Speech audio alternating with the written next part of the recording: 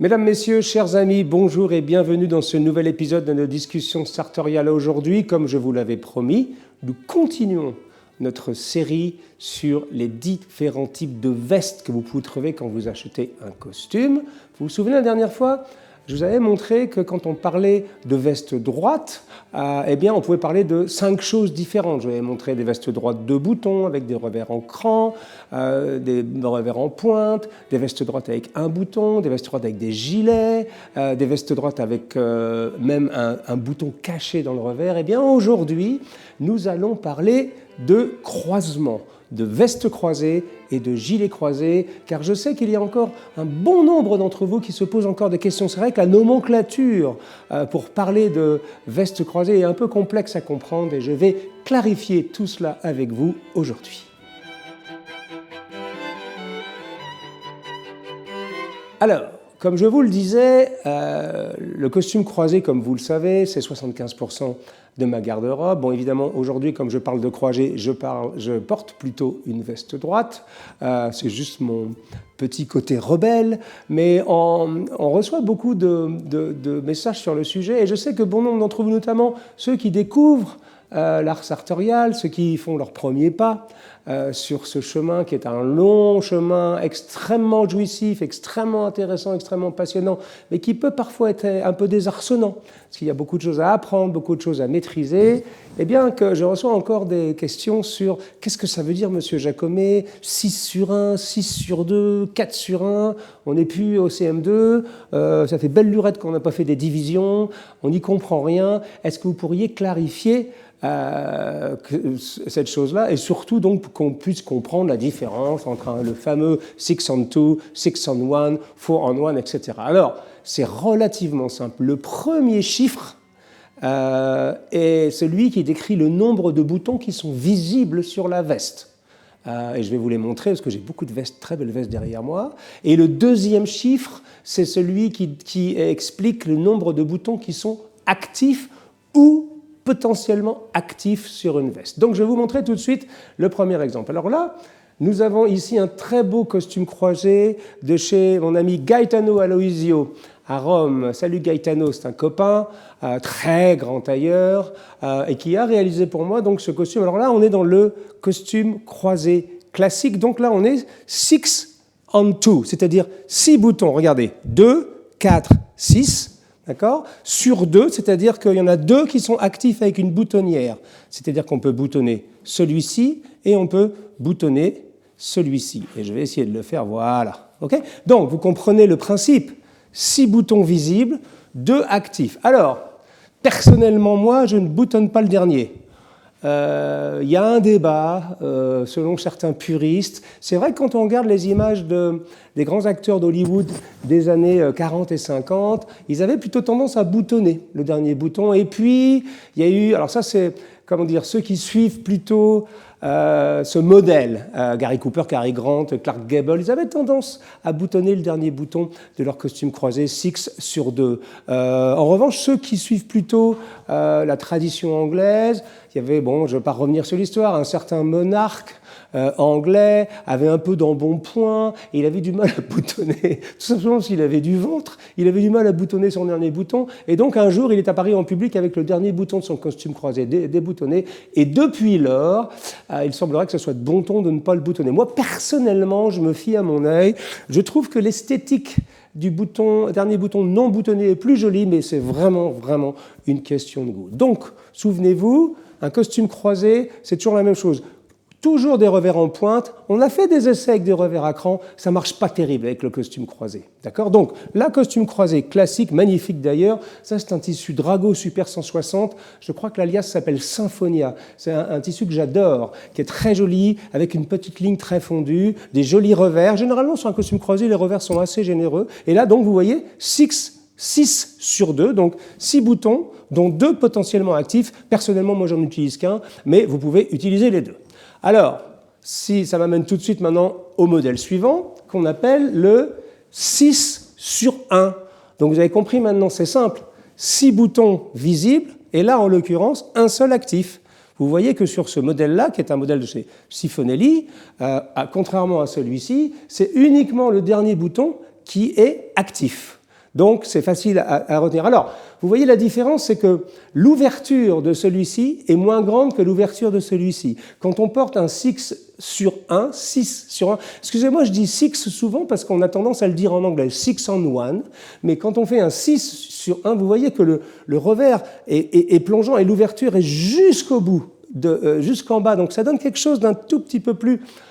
comment dire, presque un peu plus de panache. Il faut savoir le porter, un 6 sur 1, surtout celui de Cifonelli qui est un vrai 6 sur 1 parce qu'il existe en Italie notamment des 6 sur 1 mais qui peuvent se boutonner 6 sur 2, 6 sur 1. Là, c'est strictement un 6 on 1 et c'est très joli et vous voyez que, bon, moi, je le sais, si vous suivez des discussions sartoriales depuis un moment, ou si vous lisez Paris Saint-Gentleman, vous savez que j'ai un faible pour les revers assez généreux. Bon, là, en l'occurrence, celui-ci, c'est un revers très beau. C'est un beau, alors c'est pas exactement un prince de Galles, c'est ce qu'on appelle un Glen Pledge, je crois que c'est l'alias, c'est une alias de chez Drapers, si je me souviens bien, et qui s'appelle Blason. Voilà, ça me revient, c'est un Super 150 très joli avec une petite ligne bleue. Voilà, donc, vous avez les deux grandes figures de style du costume croisé moderne, le 6 on 2, 6 sur 2, le 6 on 1, 6 boutons visibles, 1 actif, et vous voyez, c'est pas tout à fait le même feeling.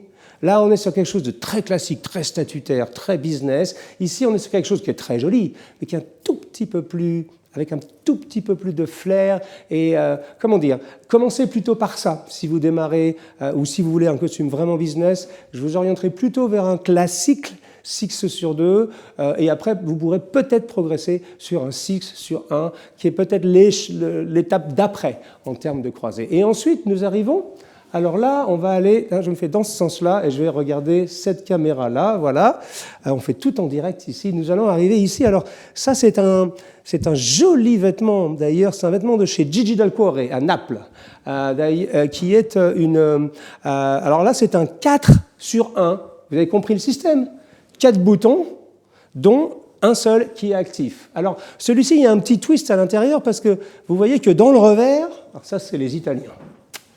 Dans le revers, Gigi a fait une boutonnière. Alors, c'est une boutonnière qui, on pourrait croire qu'elle peut s'utiliser, mais en fait, pas vraiment. Vous voyez que le roulé du revers, ça l'abîme un tout petit peu. Donc, c'est pas fait pour ça. C'est juste cette petite touche. Voilà, là, on est dans le cœur de ce que les Italiens savent faire de mieux. Ils savent faire ces choses assez... toutes petites touches esthétiques, mais qui amènent les gens à se dire, mais tiens, il y a une boutonnière... elle ne sert à rien. Eh bien oui, messieurs, mesdames, précisément, elle ne sert à rien. Et c'est pour ça qu'on l'adore. Donc ça, c'est un travail donc très joli. Alors ça, c'est un costume d'hiver. Avec une, vous voyez un peu là, c'est un motif extrêmement fort. Je pense que c'est un tissu anglais de chez Will Bill, si je me souviens bien. Donc là, on est plus dans les tissus italiens très légers. Là, c'est un costume un peu comme un gilet pare-balles. Vous voyez, c'est un costume qui est vraiment strictement d'hiver, mais qui est travaillé à la napolitaine. Donc avec ce flair un peu particulier. Et donc c'est un 4 sur 1, 4 boutons visibles, 1 bouton actif. C'est pas compliqué. Donc vous voyez, 6 sur 2, 6 sur 1, 4 sur 1. Bon, après, il y a des modèles 1 sur 1 avec un seul bouton. Il y a même, j'ai même vu des modèles 8 sur 2. Bon, après, mais là, vous avez les 3 grands modèles à retenir. Le plus statutaire, c'est celui-ci. Après, au milieu, c'est celui-ci qui est un petit peu plus sport. Et là, on est plus dans la nonchalance italienne. Le 4 sur 1, c'est un tout petit peu plus décontracté, même si ça reste, comme vous pouvez le voir, extrêmement chic. Et pour vous terminer cette petite séance sur les croisés, je ne pouvais pas ne pas vous montrer des gilets croisés. Donc, si vous avez regardé l'épisode précédent qui était consacré aux vestes droites, je vous ai montré ces deux vestes, qui étaient des vestes un bouton. Et je vous avais expliqué qu'on pouvait les porter avec gilet ou sans gilet. Et là, les deux, je les porte, c'est la raison pour laquelle d'ailleurs je les fais faire avec un seul bouton, c'est que je les porte la plupart du temps ouvertes parce que j'ai en dessous un gilet, voyez-vous. Et alors là, c'est un gilet croisé de chez Cifonelli. Et vous voyez, sur ce gilet, celui-ci, je n'ai pas fait de revers. Alors, je ne vais pas vous faire un court sujet parce qu'il y aurait une émission complète. D'ailleurs, on va faire une émission complète sur le gilet parce que c'est quelque chose que Sonia adore. Sonia adore les gilets parce qu'elle s'est rendue compte qu'avec un gilet de certaines couleurs, vous pouvez faire, je ne sais pas combien, en possédant 2 ou 3 gilets et 2 ou 3 pantalons, vous pouvez faire je ne sais pas combien de combinaisons incroyables juste en portant bien le gilet. Mais c'est un autre sujet. Là, ce sont des gilets croisés. Celui-ci est un gilet croisé alors, même chose. On boutonne le dernier bouton ou pas. Vous voyez? Alors moi, je suis plutôt du genre, là, pour le coup, à le boutonner. Certaines personnes ne le boutonnent pas, en référence à ce fameux roi d'Angleterre qui avait du bide, qui avait du ventre. Mais voilà, moi, j'ai plutôt tendance à le boutonner. C'est vraiment une question de goût. Donc ça, c'est un gilet croisé sans revers à l'intérieur qui va sous cette très belle veste, donc ce costume 3 pièces avec cette veste droite, avec ce revers en cran. Et là, nous avons, vous vous souvenez, si vous avez vu le dernier épisode, donc cette magnifique veste avec les revers en pointe, un bouton, et on a en dessous un gilet croisé. À la différence, c'est que sur ce modèle, j'ai fait faire des revers qui sont également en pointe. Vous voyez, tout est une question. Pourquoi j'ai fait faire ces revers? Parce que des fois, sur ce modèle-là particulièrement, j'aime bien tomber la veste. Je trouve ça joli, je trouve ça décontracté, je trouve ça intéressant de tomber la veste quand vous avez un petit peu chaud, vous êtes au bureau, vous êtes en réunion, etc. Et quand vous tombez la veste, le fait qu'il y ait des revers sur le gilet fait que ça reste chic. Je crois que j'avais d'ailleurs tourné un épisode des discussions sartoriales qui était consacré aux chemises avec ce gilet, et c'est la raison pour laquelle j'avais embêté mon tailleur pour faire, parce que c'est assez rare de faire des revers sur un gilet croisé. Donc, vous voyez, là encore, on a une espèce de progression. J'aime bien cette notion d'échelle ou de courbe d'apprentissage. J'aime bien les échelles sartoriales, vous voyez. Là, on est sur le classique 6 sur 2. Là, on est sur un petit peu moins classique, plus de style, mais ça reste très business, 6 sur 1. Là, ça devient un tout petit peu plus débonnaire, un peu plus décontracté, un peu plus napolitain, 4 sur 1. Et là, on est sur 2 gilets croisés. Tout de suite, là, vous pénétrez dans presque un autre monde en termes d'éducation sartoriale.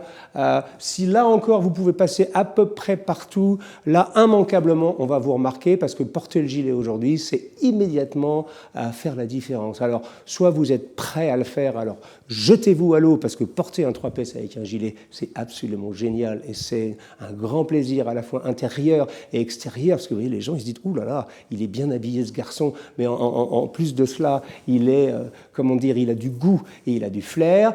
Si vous ne vous sentez pas encore tout à fait sûr de vous, je vous conseillerais de commencer par quelque chose de plus classique. Voilà. Mais le costume croisé, c'est génial. La seule chose que je peux vous dire, et à faire attention à une chose, il faut que vous fassiez attention à une chose, c'est que c'est extrêmement addictif. Quand vous aurez goûté au gilet croisé, je me souviens, c'est le coupable en ce qui me concerne, c'est Massimo Cifonelli. Massimo, je te retiens, il y a plus de 10 ans, 15 ans presque, il m'avait dit « Hugo, toi, tu dois porter le costume croisé ». À cette époque-là, je voulais plutôt faire des costumes droits, je démarrais, et il m'a fait faire en deuxième costume, j'ai fait un costume croisé, et depuis lors, c'est devenu presque mon obsession sartoriale. Voilà, j'espère que ça vous a été utile de clarifier toute cette nomenclature, et surtout que ça vous a donné des idées quant à votre prochain costume. Si vous avez en tête de faire un costume croisé, regardez bien où vous en êtes dans votre démarche sartoriale. Si vous êtes au début, faites plutôt un classique. Si vous êtes déjà un peu plus aguerri, vous pouvez aller vers un 6 sur 1. Et si vous avez vraiment envie de faire différent, un 4 sur 8. Il y a plein d'options. Tout est dans le détail, mais au niveau de la silhouette, ça change tout. Et surtout, la façon dont vous présentez aux autres, en fonction des occasions, peut être très différent en fonction du type de veste croisée. Je vous donne rendez-vous pour un prochain numéro de nos discussions sartoriales. D'ici là, portez le costume croisé et surtout portez-vous bien. Au revoir.